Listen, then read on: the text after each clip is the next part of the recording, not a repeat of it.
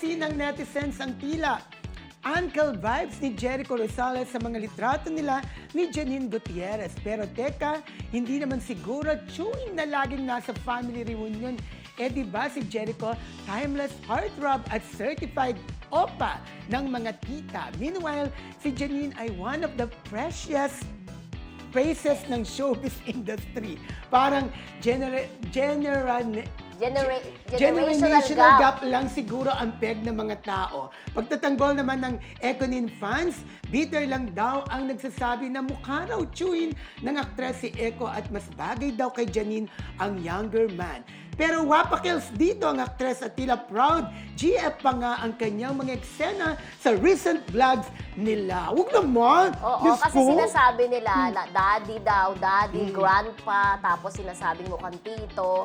Eh, hindi na nila, kumbaga, ay maitatago na talagang yung dalawa very much happy with each other. True In fact, lalo. ang kanilang term of endearment ay baba.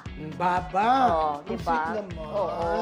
Talagang hindi lang Christmas, New Year. Nandun talaga si Eko sa bahay nila Janine talaga to be with her family. Alam mo, kung napapansin mo, talagang yung ibang netizens, no, pinagtitripan yung edad ni Jericho. Kasi, di ba, parang may white hair na siya dito. Oo. Parang nagpa-dye, di ba, parang pag may white hair ang isang tao, sabi parang lolo na. Oo, hindi maalis yung tito Uy, ni ako Janine. din may white hair, kundi ako nagpapaday, may white hair ako. Oo, tito daw ni Janine, kuya ni Janine. Ay, ang Mga pinakamalala naman yung lolo. Oo, Huwag naman huwag lolo. naman. 10 years lang naman. Tsaka, hindi naman po ganun kalayo. At saka, diba? ang importante, Masaya. no, love na love ni Eko si Janine. Oo, makikita mo naman yung pag magkasama sila, they love each other very True. much. At hindi malayong mangyari na at their age ay talagang patungo na sa seryosong relasyon ang kanilang di ba? Ang kanilang gusto. At sana gawin. umamin na, no? O parang parang Umamin na umamin ba? naman na sila. Hindi naman Uma- talaga direktang umaamin. Pero yung tawagan nyo, di ba? Parang baba, di ba? Parang ang taas-taas nun baba.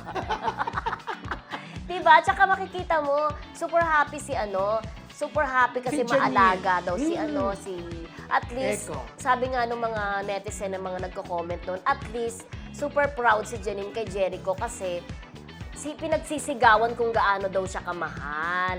May mga parinig pa nga doon na hindi daw katulad nitong huling na link daw kay Janine na hindi daw siya, parang hindi inaamin na may something sa kanilang dalawa. Oo, pero sana nga... Yun na, nababasa ko lang doon sa mga post ng mga netizens. Pero sana nga talaga, Mildred, si Eko na talaga ang magiging forever ni Janine, no? Ako, okay Yes. lang. Oo. Kasi parang sa age ni Janine na 35, tapos si Jericho is 45 na. Parang nandun na sila talaga na dapat seryoso na talaga. Correct. Seryosohan na yan. Oo. Tsaka Total, marami pareho pa naman silang kayo pagsasamahan kasi we heard na meron silang upcoming project together. Pagkatapos ng very Lavender successful Fields. na Lavender Fields.